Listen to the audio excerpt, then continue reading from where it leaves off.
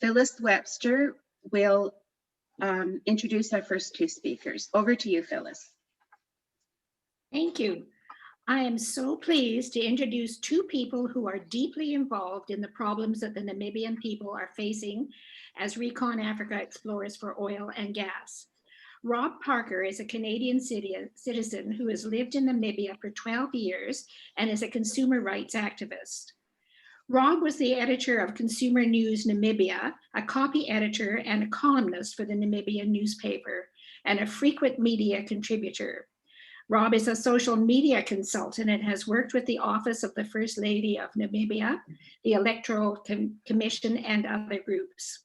Although not an environmentalist, Rob became involved in organizing against ReconAfrica as it is a Canadian firm and because of the threat the project posed to the Namibian nation.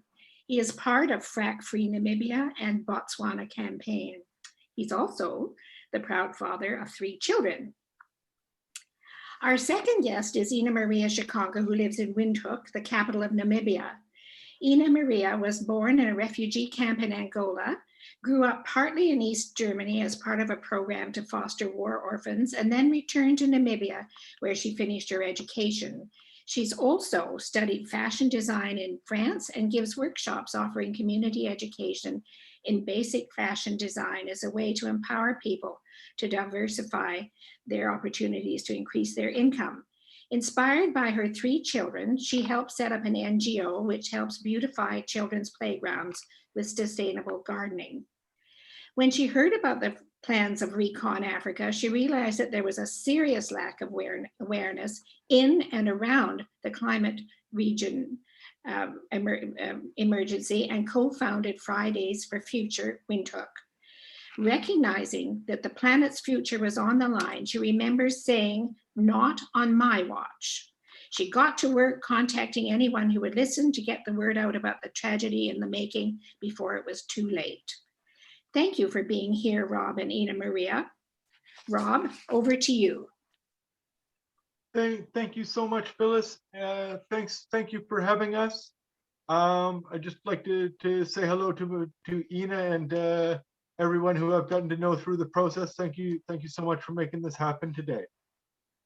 I'm just gonna start talking, and mostly I'm gonna concern myself with the various problems with this deal and the human rights abuses and the breaking of the laws that have happened here. So the very first thing that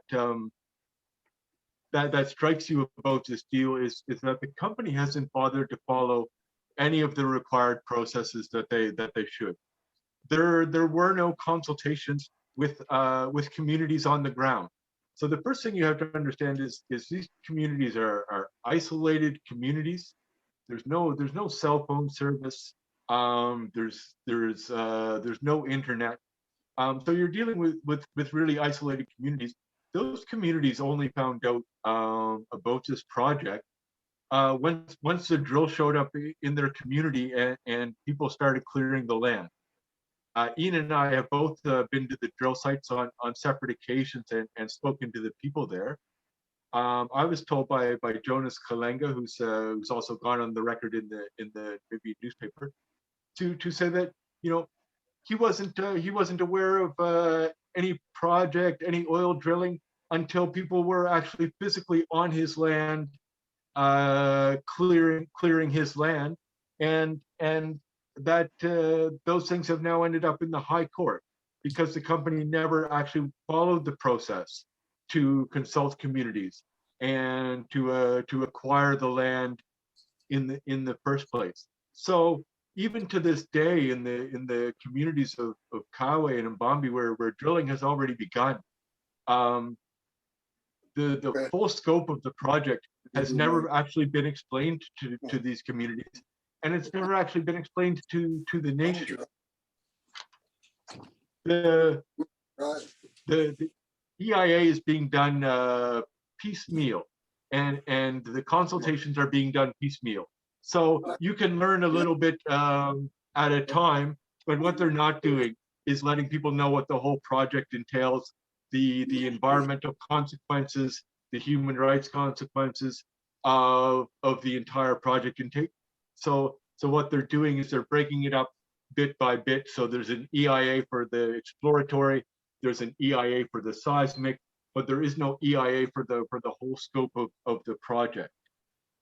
The company still has not completed their application even to be on the land. There was a notice of application in the New Era, which is the state newspaper, or the, I guess it's a I guess it's like our CBC, maybe a little worse. Okay, it's a national state newspaper, and there was a notice in there that ReconAfrica is applying for occupational land rights. But they've already drilled. They've already drilled in Kawe. They're already drilling in Bambi. So how are they on the land drilling if they've never even acquired the rights?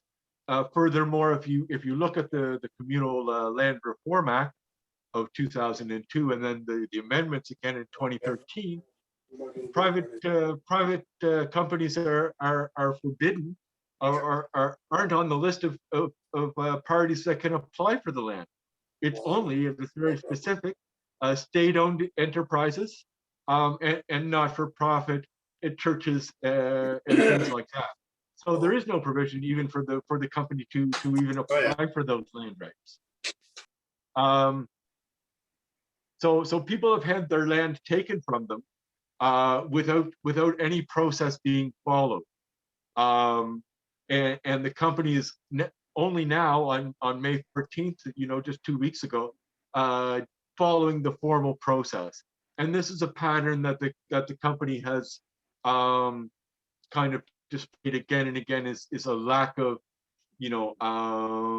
interest in the formal processes that it's supposed to follow.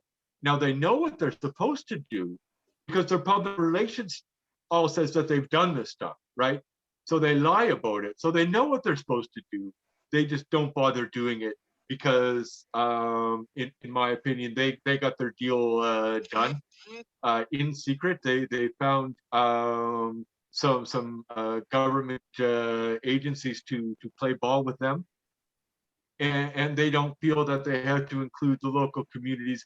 They don't feel they have to follow the correct processes or the law of the land.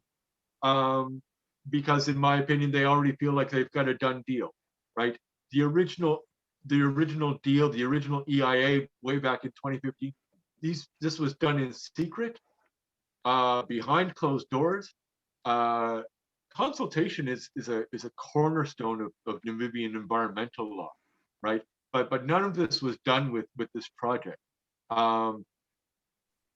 That EIA has no list of interested and affected parties, right? There is no basis that is solid enough for this company to move forward on. And the EIA is hopelessly biased and incomplete. They don't account for, in a water scarce country, they don't account for the water that ReconAfrica is going to use. And the EIA assessor has lambasted again and again community activists, environmentalists, scientists. I believe Ina is on that list of people who were attacked by the company's EIA assessor. He's obviously being paid by the company. And looking through his history, I don't think he's ever been asked to dance and said no, right? He's never really turned a project down because of the environmental consequences. It's just a sign off for all kind of intents and purposes. So the company also, they don't have their permits to operate, keeping with that pattern. The lack of permits includes their permits for water use. This was confirmed by the Minister of Agriculture, Water and Forests, and he reconfirmed it again in a tweet just yesterday, where he's very specific in saying this company has applied for but have not yet received their permits to continue.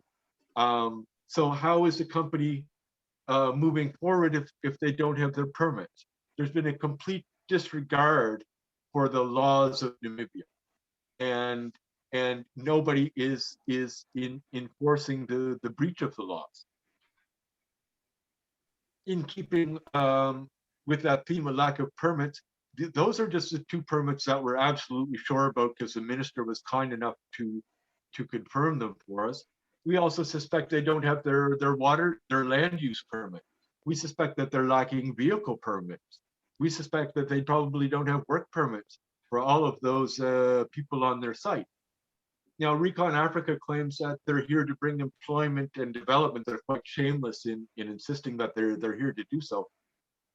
But if you scratch a little bit on their employment numbers and their employment claims, and you talk to people who are close to the villages and the drill sites, they'll tell you that people aren't being given full-time jobs as skilled labor. People are being given 2-week assignments or gigs. 2 weeks isn't a job, as we all know. 2 weeks of clearing bush or picking rocks, and then Recon ticks off a box and says, look, another Namibian has been employed, right? And they're really kind of misleading the nation, which is cruel considering, you know, the desperate need that exists in Okavango, in the region. This is a poor region. So they know that their promises of employment, of development are going to fall on receptive ears because people are desperate. You know, even so, there's a healthy degree of skepticism as to exactly what this company is actually going to provide, because the skilled work is being done by Canadians and Americans. They bring their own crews. That's how oil and gas works. And when we went to the site, the only Namibians we saw were the 2 security guards who told us to go away, or that we'd go to jail. So while the company preaches this kind of open and transparent persona, it's really anything but. And then they've shown also their true colors in their failure to follow the basic safety protocols, right? In Canada, you know, this is allegedly a Canadian company, even though they've closed down their Vancouver office and they don't seem to have an actual address in Canada anymore. But you know, in Canada, you know, you would have to line your mud pits, at least in theory, where you dump your water after drilling. This company hasn't lined their drill mud pits. They claim that they're using organic fluid. I think organic probably means something different in the oil and gas industry than it does at Sobeys. And what they're saying is, you know, we don't have to line our pits because we're using an organic fluid. But, you know, and I'm not an expert, I'm a sociologist more than a geologist, but the things you're bringing up from the ground is also saline brine, you know, is also radioactive waste that's being dumped in these pits that aren't lined. And those things are going to leach into the groundwater. There's no real kind of debate about that, but the company is so brazen in the lies that they tell. So they're saying that they're going to donate the drill waste fluid to communities to use on their crops. So that's really what's happening with the company on the ground is, you know, while if you look at their public relations, they're shiny, you know, community-minded people, but the reality is they've broken just about every law and every process that there is in Namibia, and then they lie brazenly about it. So to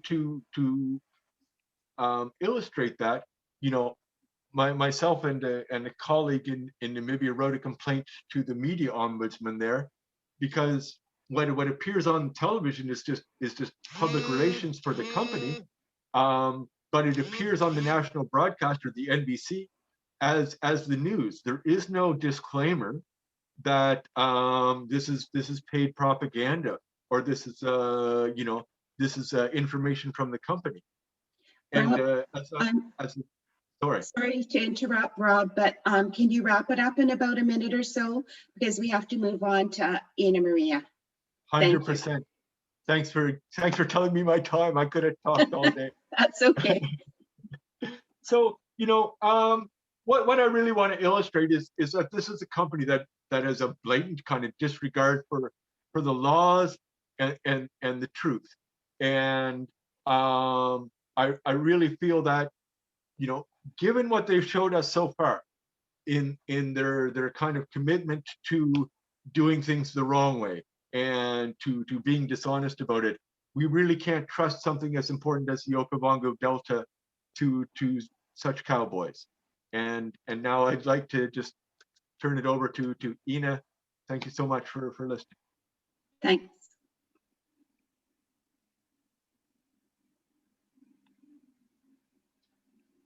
Sorry, Sudha.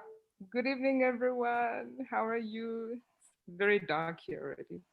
I'm Ina. Nice to meet you all, and thank you for having us. GRANs, you rock, and yeah, I will start with my presentation, I guess. Janet? Yeah, Mm, let's see. Thank you. Okay. Okay, so this is who I am. I'm an artist, fashion design. I'm inspired by many cultures. Here you can see um, me playing with Japanese and Nama cliches where I've created this kimono. What we do is, yes, community work. Here at the bottom, that's a project that our NGO we had in Kavango. No, just the same one. So this is what we used to do since, last year. My colleagues are still going on with it, but this is what we do. We try and uplift the communities in whatever way we can. And this is basically a member of a community in Kavango who also supports the stop of the oil extraction in Kavango. We can move down. Okay, so the current status, I will really rush through it because Rob touched on many things. So the exploratory drills have been completed at the first site at Kawe and have already commenced at second site in Bambi. The satellites are also up at the 6 sites last time I was there. I don't know if there've been more. So from the legal perspective, yes, you can move down. Community members have not been notified prior to the article printed in the Namibian on the 16th of September, 2020. I mean, to this day, not many people within the region know that this is coming. I think they are under the impression that it's only happening in Kawe and in Bambi, but not the whole basin to this day. The drill is currently sitting on a local crop field and he has received no prior notification in Bambi. And Rob also spoke about that briefly. The first site at Kawe, the family member appears to have come to some sort of agreement. I mean, we can see that in Sky, on the Sky News article, it was a different story. And when CNN was there, everything was fine. So the second site at Bambi is next to a community borehole. We don't know how that's going to affect the borehole, of course, but yeah. This year in the picture is a local soccer field that has been turned into a sand mine pit by ReconAfrica without permits again. So the kids have no more soccer field in Bambi. Yes, we can go down. And the communities, they are worried about the environmental impact. And obviously there are no real job opportunities. They can see that the locals that are being hired are not always from the village itself, because as most of these jobs are specialized jobs as well. Locals are being hired for short-term jobs like clearing roads and cleaning, like what Rob was mentioning.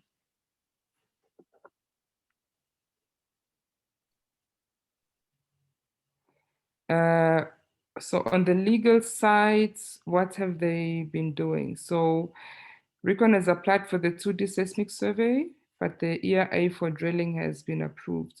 Normally it's the other way around. First 2D and then the drilling. But here where I say the truth is that they came to operate full force and were caught off guard by the resistance from local, regional, and international pressure because they got the license in 2015. So all of this was supposed to be done back then and not now in 2021. It doesn't make sense.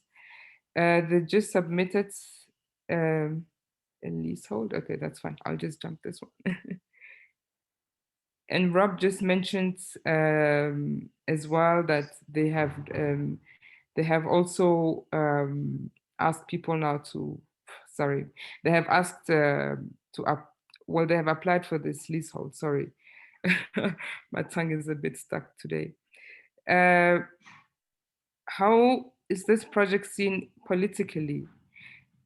Well, they are talking about employment creation. You know, that is always what they say. But if you look at the population of Okavango, which is plus minus 200,000 people, of whom 800 people applied when they applied for jobs, 50 were employed. And at the time, I was told that it was, 17 were Namibian and 3 were from the village that were being sub-hired by the staff of Recon for like cooking and cleaning. So government is either not aware of the real dangers, so they are pretending not to know, or they have been bribed. You know, so question mark. Yes, the communities themselves, because I was there, they are not happy. Yes, they are concerned. They're also afraid of intimidation. The biggest fear is obviously the possible outbreak of war, because we all know that when resources get scarce, funny things happen as well. So that is the time when I was there. But when I was just there now recently, I've also realized that the community members are not really aware of what is going on until today. Most of them are really not aware. Who are the civil society organizations engaged in trying to contest this decision? Yes. A powerful international campaign rooted in Namibia has come together, initiated by Fridays for Future Windhoek. Many organizations have come together from saving Okavango's uniques. Life Soul, a coalition of local, regional, and international NGOs, focus on climate and social justice. With growing momentum, groups from across the world have rallied around the cause, converting it into the struggle of the decade as it epitomizes so many of the issues of the world and is currently facing, from climate change to race relations and neocolonialism. So what strategies have we been using to reach out to the communities? What we've been trying to do? Education through social media, which is the most accessible one. Radio, depending on capacity. Printed material, depending on capacity and materials. And then obviously also communications, physical community interventions. One of the challenges that we've been having in the campaign is, the finances and finding ways of, innovatively fundraising for funds that we need, for example, for like printed materials. Mobilization, because of the lack of finances, it's also a bit challenging.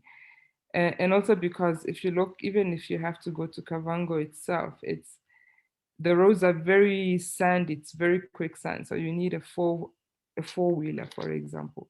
You just can't go there with a small car. Then you have harassments that are also happening. I was harassed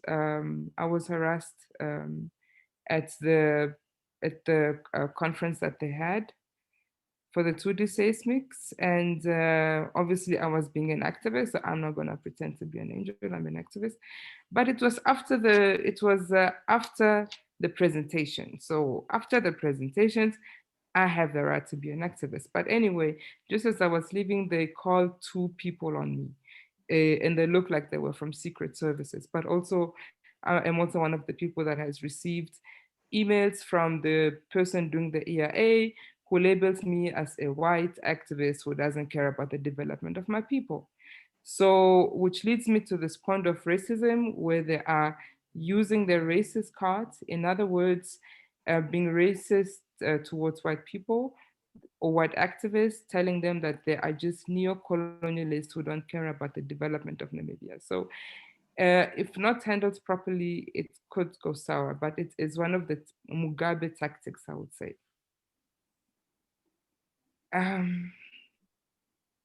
The risks involved. Yes, the dirty tricks and intimidation tactics from trolls, people that you know, and you know Namibia is a very small country, so you become very isolated very quickly because you realize that, oof, my friend is related to who.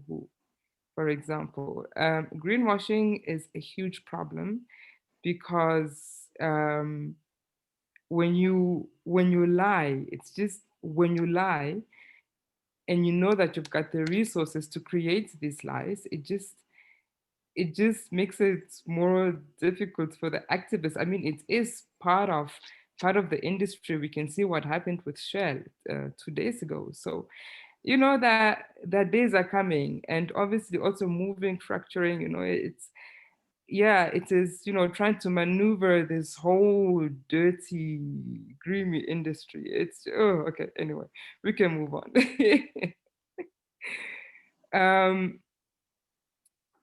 So our aim until now was really, you know, amplifying Namibian voices. And being a youth-led movement, we are here to educate our leaders and obviously also our nation.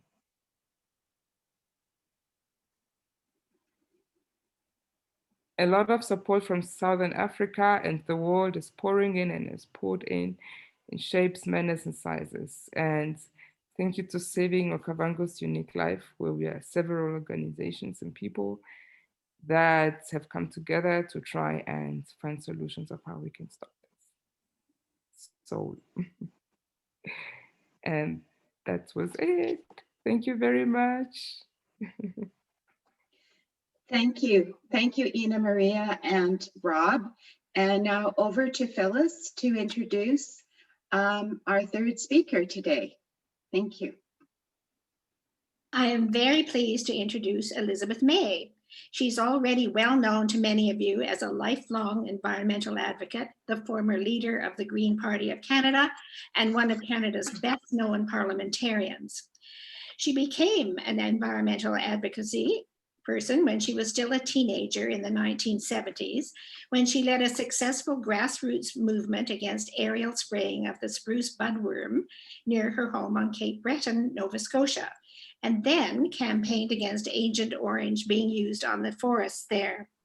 After graduating from Dalhousie Law School, she practiced law in Ottawa before becoming a senior policy advisor to the Minister of the Environment. She helped to create several national parks, including Guayhanas on Haida Gwaii, and was a negotiator for the protection of the ozone layer and reduction of acid rain before leaving to become the executive director of the Sierra Club of Canada for 17 years. She then became leader of the Green Party, was elected as the first Green MP in Canada, and has been representing Saanich and the Gulf Islands ever since. On Earth Day 2019, Elizabeth married John Kidder, co-founder of the Green Party of British Columbia. A proud mother and grandmother, she and John have a total of 11 grandchildren. They live in beautiful Sydney by the sea in the heart of the Saanich and Gulf Islands. Elizabeth has received many honors, including several from her fellow members of Parliament, as well as the Office of the Order of Canada. The United Nations named her as one of the world's leading women environmentalists in recognition of decades of leadership in the Canadian environmental movement. Welcome, Elizabeth May. Thank you. Thanks to Phyllis. And I'm here in the traditional territory of Saanich Nation, so I raise my hands to you. Haishka, Haishka Siem. which is the language that's spoken by the peoples of this territory. It's a language called Sanchothan, and I have very few Sanchothan words, but raising my hands to you is a symbol through this territory of respect, welcome, and honor. And I particularly raise my hands to Ina Marie and Rob. It's an honor to work with them and the people who are trying to fight to protect the Okavango Delta from this project. You've heard the voices from people who are living with it. We have, again, a Canadian company bringing the Canadian name into disrepute, bringing our notion of who we are as a country. We certainly know, and there's wonderful organizations that work really hard on the question, like Mining Watch Canada, of how our Canadian corporations, particularly in mining and oil and gas, operate overseas. This ReconAfrica project and ReconAfrica as a country, as a company, I've been trying to dig into a bit. I mean, I will say I've tried a number of things to raise the issue, including we have a petition that I'll be able to table soon in the House of Commons, just to raise awareness. We are looking at putting, I tried already to put in an official complaint to what's new, and some of you who track corporate irresponsibility of Canadian corporations overseas will know that there's a new ombudsperson, and the idea is it's called the Canadian Canadian Ombudsperson for Responsible Enterprise, and it's the only mechanism we have as Canadians for tracking what our corporations do overseas. ReconAfrica is a particularly interesting to me because I try to figure out who's behind this, who owns this, what is this thing called ReconAfrica. ReconAfrica doesn't surface in terms of my searching of corporate listings till 2019, specifically around this project in Namibia. It morphed out of a company called Lund, L-U-N-D, Lund Gold, which changed its name to ReconAfrica in around 2019. It looks like a pretty small-time player as I look at its financial records. It's not in the millions in the annual reports, it's in the hundreds of thousands. I don't know who their backers are at this point, but obviously what we know about what they're proposing to do and how they're actually conducting themselves now, which you've heard from Ina Marie and Rob, is certainly distressing and not according to what we would consider, or even that other larger companies would consider acceptable conduct when you're dealing with trying to propose new projects, to consult properly, and to protect the biodiversity of the area. This is a company that falls below even the standards of other companies in their sector. The CEO, last I can find, is someone named Chet Idzek, I-D-Z-I-S-Z-E-K. I'm trying to find out more about this person. I'm trying to find out more about who their financial backers might be. Given that their headquarters are in Vancouver, I think it's for those of us who are British Columbians, and I know from the list of people on this call, we've got people from all over, but it's really important, I think, to find out who's behind it and to bring it home to them in Vancouver that this isn't acceptable, that their conduct isn't acceptable. And let's face it, now we have an additional argument against any of this. Not that we didn't know it before, but the International Energy Agency report from last week makes it very clear. No new oil and gas anywhere. Got to leave it in the ground if we're serious, period, full stop. So that particularly new argument should be brought to bear to the Vancouver headquarters of what is called ReconAfrica. As I said, it morphed out of a company called Lund Gold. And I'm trying to find out what their record was in what they did overseas. As we know, the Canadian headquarters for mining companies is a very, I'd almost say we're a flag of convenience, because our rules are lax, and Canadian mining companies and oil and gas companies overseas have not brought credit to this country. They are their conduct. Not to, there may be some companies that conduct themselves very well. I'm sure there are, but overall, this is an area that has cried out for more control, more supervision. Strangely enough, one of the areas of law that helps us here because the general rule is that a government can't control extraterritorial operations of companies that are headquartered within their country. But this has begun to change. And the first kind of case law that began to change it, of all things, was sex tourism, being able to hold a Canadian national responsible for crimes against children in other countries. So we are broadening the scope of how we can deal with other countries. Now, not other countries, Canadian corporations operating in other countries. The new ombudsperson is Sherry Meyerhofer. She's recently appointed. I mentioned that I filed a complaint. My complaint was actually too soon. They had not yet officially opened the portal to allow for complaints at the core office, Canadian Ombudsperson for Responsible Enterprise. There's widespread criticism from the groups that had been pushing for corporate responsibility and Canadian mining companies and oil and gas companies being responsible, particularly around abuse of human rights and violations of human rights in other countries.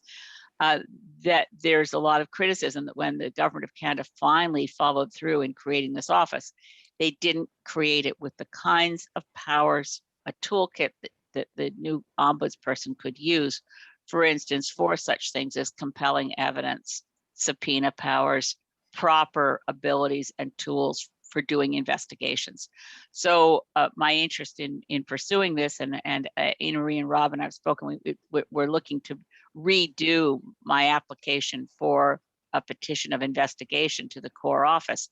And that's in the works. I should have introduced by now, by the way, that my the young woman in my office who's doing a fantastic job on this file is Sarah Kazanowski, who's in the window. She's got her video on, so if you see Sarah waves, they can find you. So Sarah and I are working on this quite a lot with a number of other volunteers in British Columbia who are very, very dedicated. And we want to do everything we can. And we're grateful that you've organized this seminar today. Thank you, GRANs. We need to raise awareness of what this company is doing. We need to also figure out if the new tools of the core office are adequate at all. So the petition calls for core to investigate. We will be filing a different petition. We need to make sure that that we use the tools we have, but we also hold the tools up to a bit of a test. Is the core office able to properly investigate? And I'm very concerned that we do everything we can to ensure that there's no retribution towards local people who complain of the kinds of abuses that we're seeing already before ReconAfrica even begins to put a drill in the ground. It's still at the exploratory stages, but those, as Rob mentioned, can be quite damaging. Those are not benign activities, particularly in an area as important as this one is. So I don't need to rant on and on about it. I'm very, very concerned about the fact that a Canadian company is even imagining that such a development is possible. It's a violation of everything we know about the climate crisis to imagine for 1 minute that we'd want to develop new oil and gas. We know the history, by the way, when you look at the development opportunities on the continent of Africa. Every time there's been an oil and gas operation, it has not brought wealth or needed development to communities. Certainly one of the worst examples was Shell's activities in Nigeria and to the peoples of that area, but actually for Nigeria as a whole. Once Shell started developing, the per capita income of the people of Nigeria dropped. So General Abacha moved wealth overseas, that's for sure. But that was the conflict. And some of you will remember the murder of Ken Saro-Wiwa, hanged in as a result of a complete mockery of a trial claiming that he had incited violence. One of the most renowned playwrights and artists of Nigeria was killed in fighting Shell. That is a notorious case now of many decades old, but it is a good example of how when the notion that, oh, well, countries have the right for development, this kind of development has a very bad history of reducing the standard of living and the access to education and health benefits that one would want to see as a result of any kind of industrial development, that did not come through to the people of the Niger Delta. And so it's a deeply disturbing story, but we don't want to see it repeated in Namibia. So I'll stop there, and I thank you again for organizing this session, for increasing awareness of what ReconAfrica is proposing to do. Thank you very much, Elizabeth. That's wonderful. We're hoping now that Ms. May, you and Rob and Ina Maria could have a discussion together. So I guess we'll need you all on with your mics open and your videos on. And perhaps you can give us some suggestions for GRAN and for the other people who are supporting this initiative to be stopped. How can we be effective? And so any ideas you may have. And also, we just love to hear how you're working together to move forward to stop this company and other companies like it. So over to the three of you for your discussion. Thank you. Just to say, this is only the second time that Rob and Ina Maria and I have been on Zoom together. We've had a lot of emails. It's good to see you again. I'm going to point out, Ina Maria mentioned that she's an artist. That piece behind her on the wall is one of her pieces of a quilted piece of art. And so it's just been an honor to get to know our colleagues who are fighting ReconAfrica and from Namibia and sometimes from South Africa, but definitely strong colleagues, and we are in solidarity with you. And I'll say one more thing and then turn it over to Rob and Ina Maria. I think this issue is not well enough known in Canada at all. So increasing, letters to the editor, I know it sounds very boring, but it helps to say, how is it that a Canadian company, in the face of whatever you want to say, in the face of the new International Energy Agency report, that we cannot have any new oil or gas development around the world, especially here. What are we thinking in a World Heritage Site in the Okavango Delta, such an extremely important area for Namibia and Botswana? What kind of reputation do Canadians want overseas? How do we help and support the San people? How do we ensure that the United Nations Declaration on the Rights of Indigenous Peoples is actually observed? We don't observe it well in Canada, but bear in mind what you know about UNDRIP applies right around the world and is a critical piece in terms of why ReconAfrica should not be pursuing its notion of more fossil fuel development in an area where so much is at stake for local people and for the local ecosystem. So I'll stop there. Rob and Ina Maria, you take it away.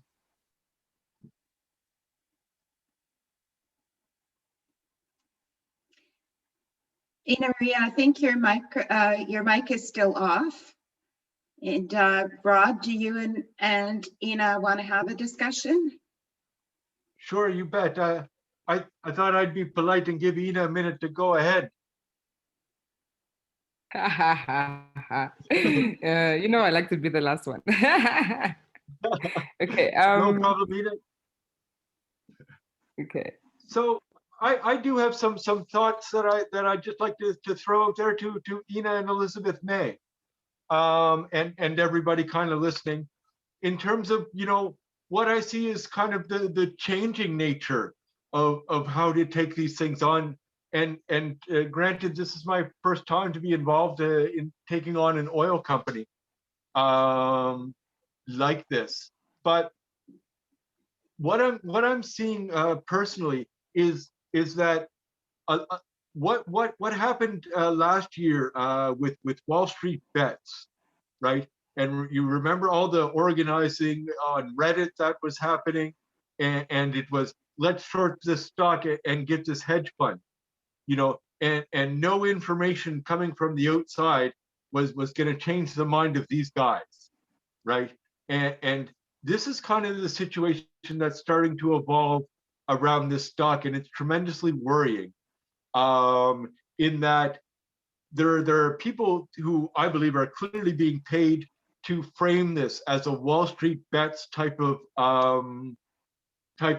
play, where investors are operating outside of the things that would normally move a stock up or down. That National Geographic piece came out last week about 150 violations reported to the SEC, and 3 days later, the stock was higher than it was when the story came out. And you could see kind of what was happening in these little groups, in these little like kind of boiler room organizations, the Reddits and the Wall Street Bets and Discord and things like that. I'm starting to worry about the effectiveness of traditional means of organizing to stop stock plays like this. And I was just wondering what you guys thought of this.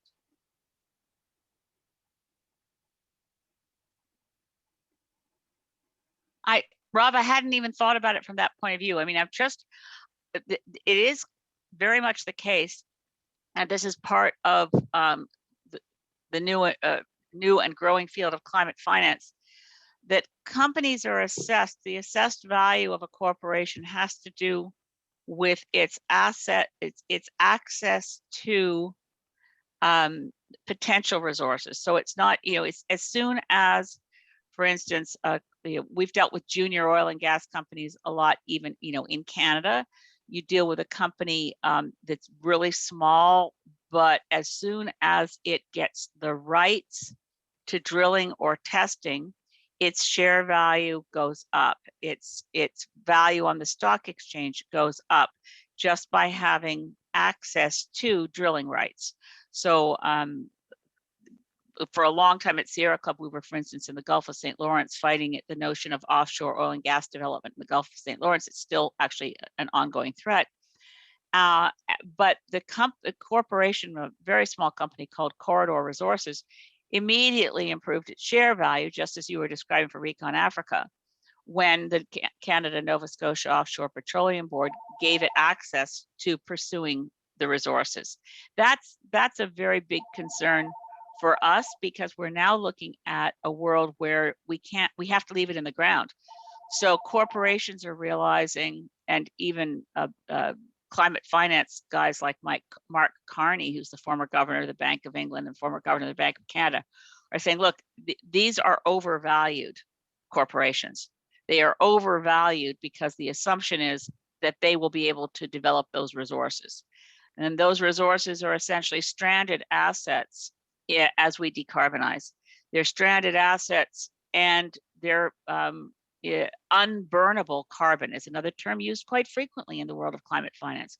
So stranded assets and unburnable carbon mean that the company is expanding. It could all be a shell game, not Royal Dutch Shell, but a shell game of getting its evaluation as a corporation to be raised, just because it has, at this point, I mean, it's an incredible amount of territory for which they have drilling rights, something like 6 million acres.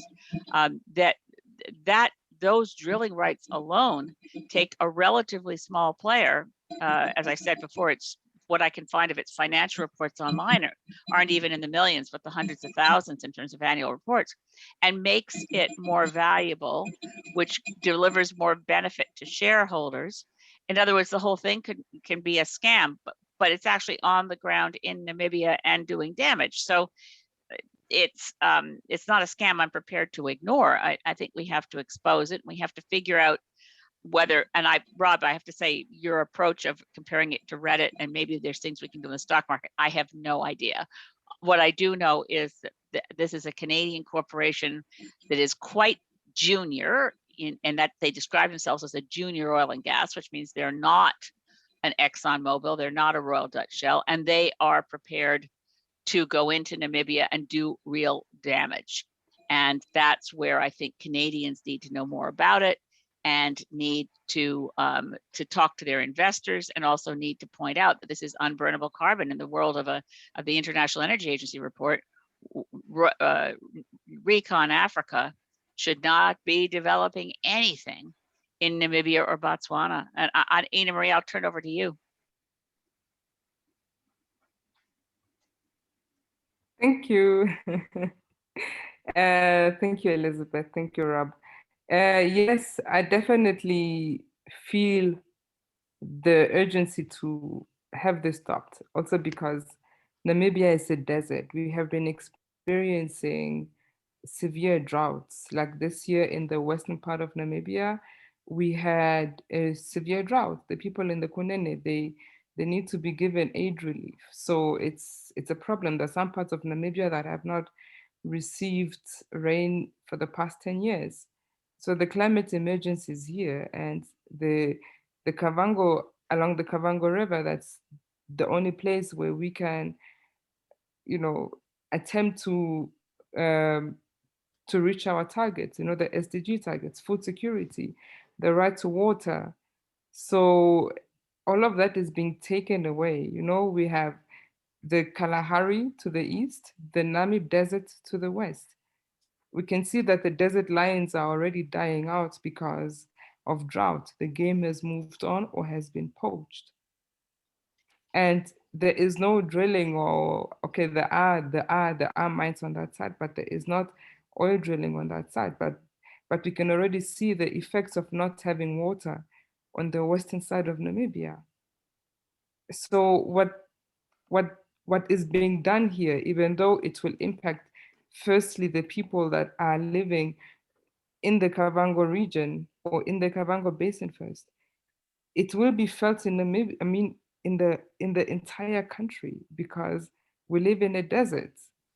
And that is just it. So we need this water source for the people. So my question is, what can Canada actually do to keep its companies honest, firstly? And what impact can Canada have at the G7 summit next month in terms of the climate emergency and climate justice, especially considering the reality of its own extraction and its indigenous relations? What would Canadians say if they knew how ReconAfrica is tarnishing their reputation with their way of doing business? So that's my question to you, Elizabeth. I wish, Anna Marie, that I had a great Anna Marie, I wish I had a great answer like, oh yeah, we can rise up and stop Canadian corporations from doing awful things overseas. But we can get a spotlight on them. We can get more investigation. We can, through citizen action, and through this, if the core petition, I think will be a good test to see how much can this new core office do to help us. But media coverage will help.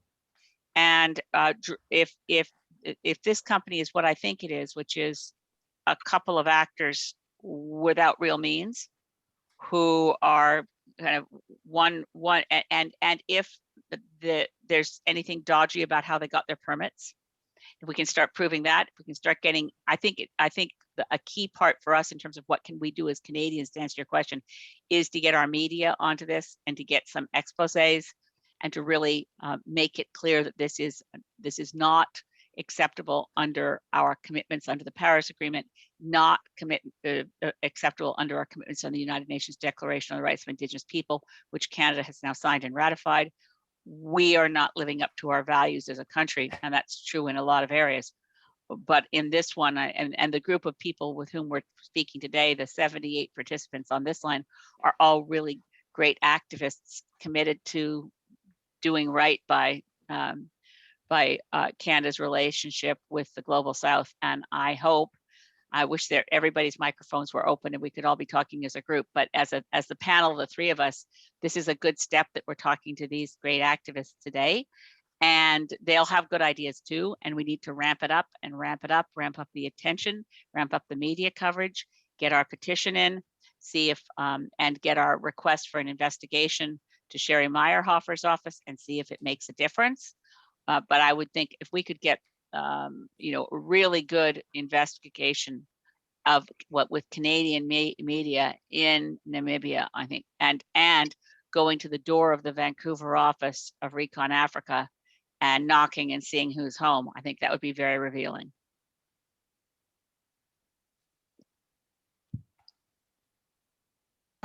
Rob or Ina Marie, do you have anything else to offer? I will say, I will just speak up here about the office in Vancouver. We've been having some difficulty because there seems to be nobody there. That's what I thought. So, and we've heard that there's supposedly, I believe I have this right, somebody can correct me if I'm wrong, there's supposed to be an office in Germany, and it also seems to be a ghost office. So it's strange. Rob, did you have any Diane, can I insight? just ask you, when you say there's nobody there, is this based on phone calls or knocking on the door, or? I think some people went there. I think it was some of my colleagues can correct me if I'm wrong. I think it was Extinction Rebellion? Rebellion. I think they went, and that actually did get into the media. There were some pictures. They had some great. Oh, Phyllis has an answer for me. Well, partially, they used to have an address. Extinction Rebellion went there and there was nobody there. And now I note that they have only a post office box. So, and there's no telephone that you can get to. Apparently you could reach somebody in London, but I haven't tried to do that yet. But Vancouver is just a post office box. Well, I'd love some help here, and I'm sure Sarah would too, of just the ones of you who are, I mean, like I've been trying to just on my own every now and then off the side of my desk, trying to figure out who are these people, who are their investors. But as you can imagine, being there's 3 of us Green MPs in Parliament. We're kind of overworked and under-resourced because we're not an official party. So I mean, we are a party, but we don't get any resources. So like any of you who would be willing to volunteer with Sarah and me and stay in a loop with us, that we start really drilling down, excuse the expression, into who are these people? Do they have an office? Are they at their office? And figuring it out. Yeah, Rob, I can see you're desperate to jump in on this. I just want to add, you know, if you dig around a little bit, you'll see a company called Renaissance Oil. Have you come across Renaissance Oil in Mexico? Okay, so Renaissance Oil is largely the same characters. Now they were in Mexico and they were partnered with Lukoil, which is a Russian outfit, I believe, which is if not state-owned, then oligarch-owned. And if you start Googling around Lukoil and Renaissance, you can see they had a partnership together with an oil field in Mexico. Now Renaissance left Mexico when the government banned fracking, right? And they were, my understanding is, they were basically on their last legs when they cooked up this story about Namibia and Botswana, the world's largest basin and 120 billion oils, and the rest of their story. But if you start checking Lukoil and Renaissance, you'll see Craig Steineke there, who's the CEO, and you'll start seeing familiar names. So, you know, if you can loosely trace this all the way back up to Putin, you know, with 28 minutes or so on Google. So there's a lot more to be kind of uncovered there. But just in terms of also just to follow up on your note of calling, you know, expanding media coverage, etc. I think any mechanisms that we have, you know, like UNDRIP, you know, are there, is there a right to be consulted under the UN rights of Indigenous people? What can we do to put these guys through process? What kind of processes can we throw at them, slow them down? Anything that appears like an investor alert or something that should scare off investors, and things like that.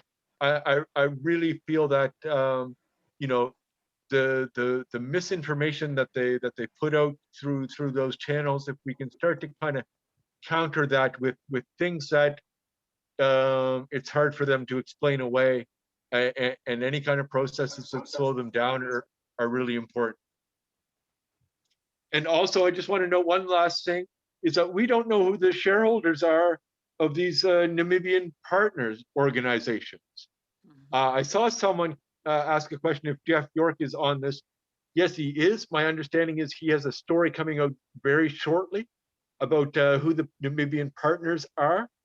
And we're still looking for the Botswana partners because we just don't know.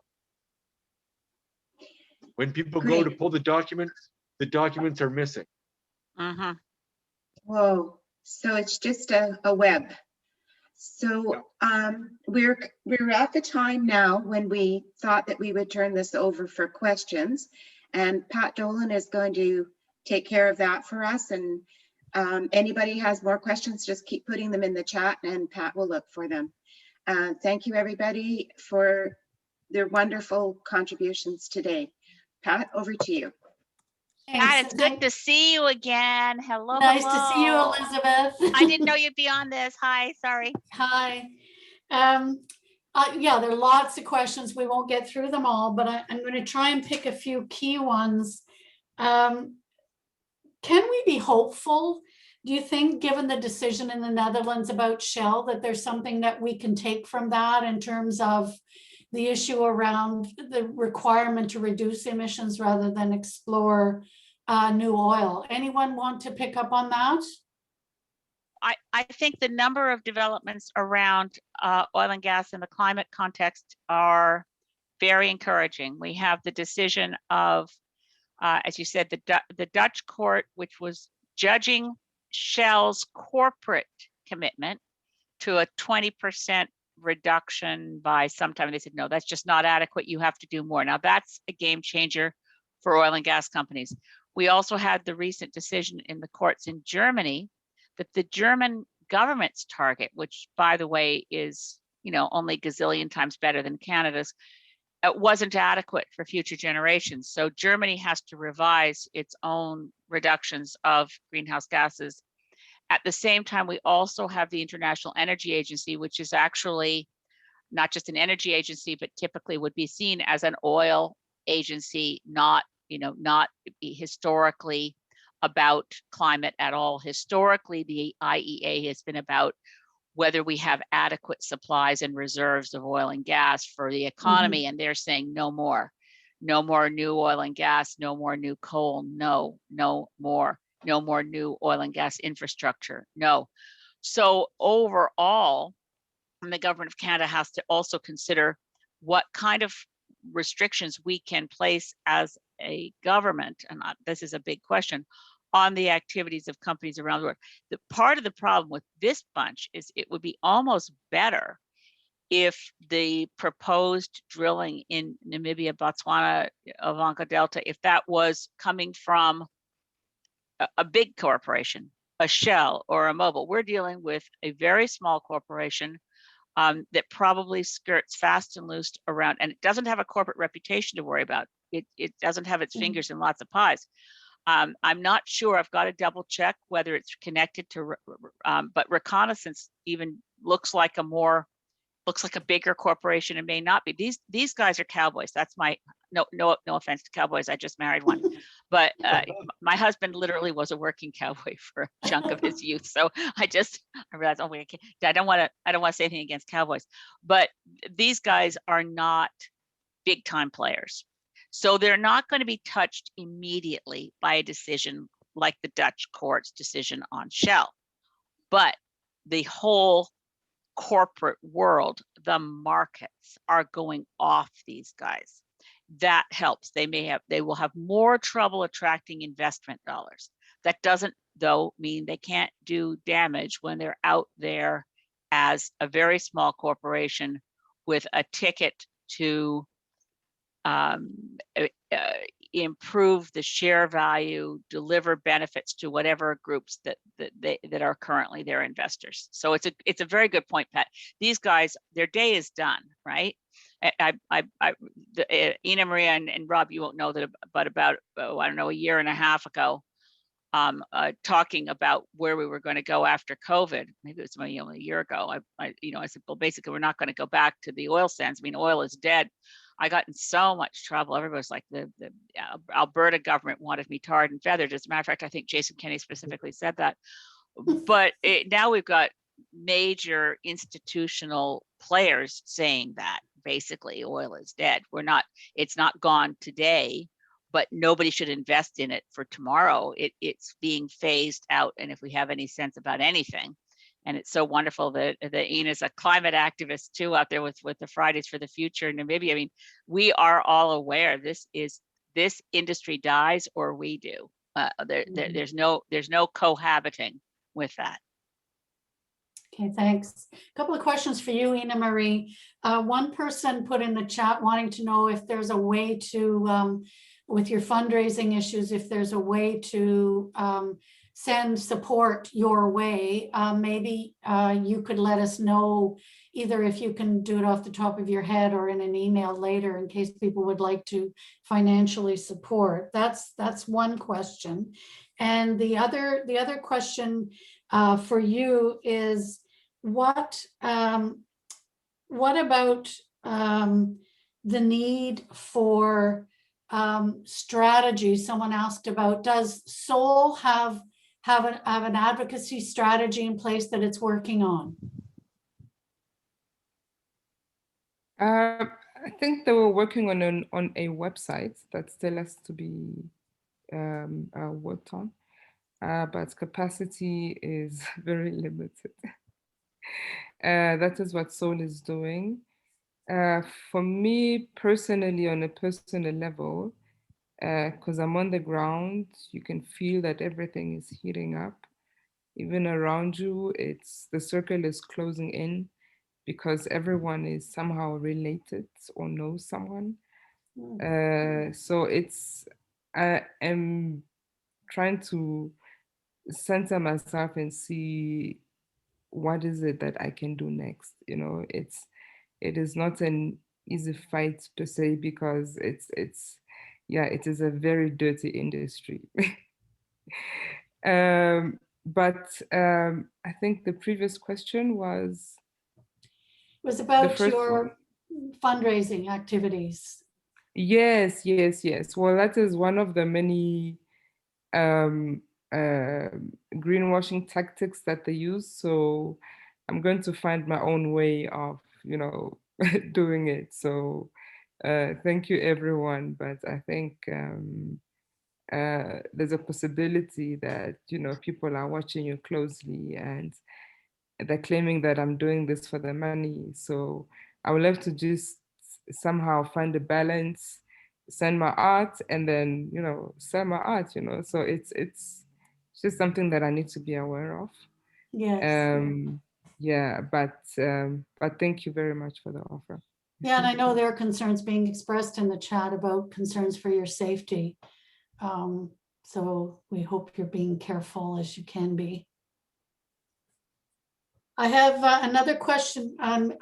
Maybe Ina Marie or Rob would like to take it.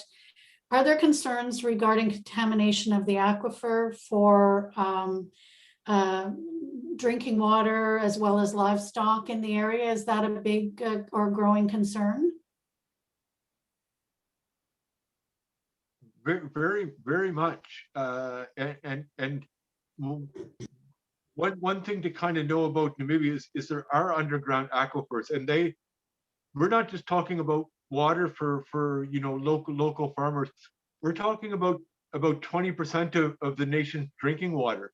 If you look at from Rundu down to Grootfontein, which is about a third of the country, down, that's the area of water that could potentially be contaminated in Namibia. So this is very much a concern. Is the nation's drinking water is at stake for a large part of the country in a water scarce region. Thank you.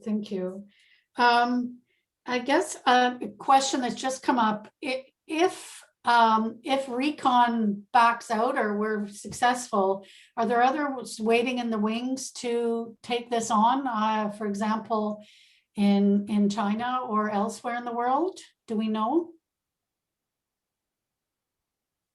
Rob or Ina Marie? When looking at the map of how the country has been blocked into pieces, it's scary. It's scary. There are others. So it's something that needs to be stopped anyway. but it's really about how do you do this, because it's something that needs to be stopped first of all, because at least it will scare off the other ones, and you don't know what deals were made, and hopefully all of that comes out. But in terms of like really stopping it, it's one has to educate the community members. Yes. That has to be the focus, and also alternative projects that can really empower the communities, because people really are, they don't earn money, they live off the land, and they've been okay with it. Yes, we see them as poor, but are they really poor? But the thing is, they've got the land, so if they get extra trainings, like in um, alternative ways of growing food, but let's say commercially, then they would be able to still continue living off the land, just having a little bit more work in the garden, but they'll be able to sell their food. And because it is Yes. such a rich region, it's so possible to literally supply supermarkets, so there are other ways of actually bringing in development per se, but that will not really harm the environment, but that will rather uplift the people that are Yes. already living there. Yes, thank you. We're kind of running out of time, but I had one, and I'm not getting to all the questions, but I have one more question for Elizabeth. Would you support human rights and environmental due diligence legislation in Canada for overseas extraction? Yeah, I have, and we did. I mean, it was a terrible tragedy. We had much better legislation ready to roll. Now, I wasn't elected at this point, but I was leader of the Green Party. I put the date at probably around 2009, because it was in that little, or maybe 2000, no, probably 2000. And when did Stéphane Dion get replaced by Michael Ignatieff? That was pretty nasty. That was through November 2008 into January, February 2009, et cetera. And then the next election, it was 2011. So in that window, when Michael Ignatieff was leader of the Liberal Party and Harper was still a minority prime minister, so 2009, 2010, somewhere in there, and a Liberal member of Parliament who's been very, very dedicated on this issue, John McKay, who's, yeah, and he put forward a very good private member's bill. And if not for Michael Ignatieff refusing to support it, it would have passed and been much better than what we have now. So we will have to, I don't definitely support it myself. Absolutely. We had a shot back then, and what we got instead is quite watered down. Yeah, John McKay is a real ally on this. I don't know if he's running again. He's from the riding just out. What's the last Via Rail stop before you get to Union Station? I'm forgetting. That's the name of his riding. Oshawa or Whitby? Nope. Anyway, never mind. That's Gilwood. Guildwood. Yes, Toronto Guildwood. That's John McKay. Okay, yeah. Yeah, I think we've had some connections with him. I think I'm going to need to turn it back to Janet as we're rapidly running out of time. There were lots more questions. I wish we could get to them, but we may try and collect them and get them to you. Thanks, everybody. Janet, over to you. Thank you. Thank you. I'm just going to tell everybody, I'm going to put at my own peril here, I'm putting my real personal email address in the chat, just because we have to stay in touch and there's not much time for formality here. So just that's in the chat. Sarah's probably having a fit that I'm doing this because I have to keep up with my own emails. That only goes to me. So sorry, I didn't mean to interrupt there, Janet. Go take it away. Well, thank you so much. Thank you so much to all our panelists, Rob and Ina Marie Elizabeth, for giving us your personal contact and for joining us today and providing us with your insights into this what's really a tragedy in the making, and all of this in pursuit of more fossil fuels that the world doesn't need, and of course will cause great harm. I'm going to try and screen share here.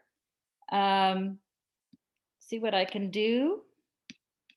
Do you see that? Pat, can you tell me if you see that? Not yet. I may have trouble here with getting my screen up. What we have now is a call to action. I'm going to try this again. Okay.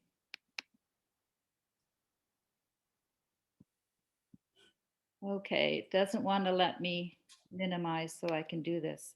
Okay, then we'll do this differently.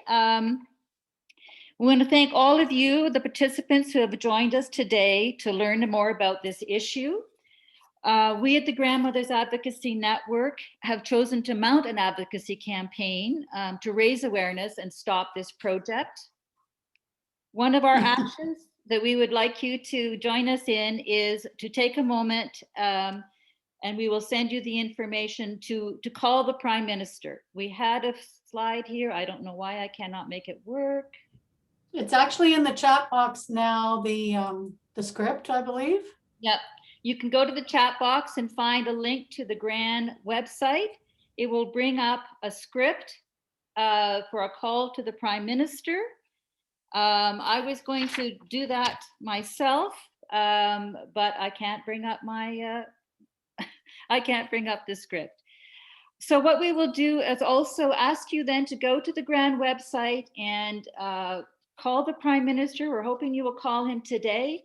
It's just to let him know that you are appalled by this project, that we believe that Canada needs to hold corporate Canada to account. We need an office for the Canadian Ombudsperson for responsible enterprise to have teeth. We need to put people before profits and enact due diligence legislation that will hold our companies to account. And we certainly don't need to take more fossil fuels out of the ground. In fact, we should be living up to our commitments and deny Canadian support for these projects, and instead contribute to the climate finance that will support green projects that will help Africa to move away from fossil fuels and into renewables.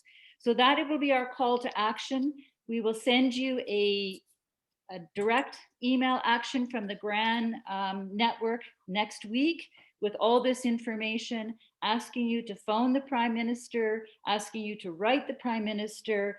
And a takeaway for us from this meeting is, of course, the need to raise public awareness. So we will strategize on how we can perhaps use social media more effectively, get some letters to the editor, reach out again, as we have in the past, to Jeffrey York and others who have already followed, are already following this story. So again, thank you to everyone from GRAN, to you for joining us today, for giving you this hour to us, and certainly a huge thank you to Rob and Ina Maria and Elizabeth for really laying out what the issues are here and how we as an advocacy network can help put a stop to this project that will help promote and protect the human rights of the grandmothers and the children of sub-Saharan Africa. So I thank you all and invite you to give a big wave goodbye. Thank you so Call the much, PM, everyone. everybody. Thank you. Thank you. Thank you. This was tremendous.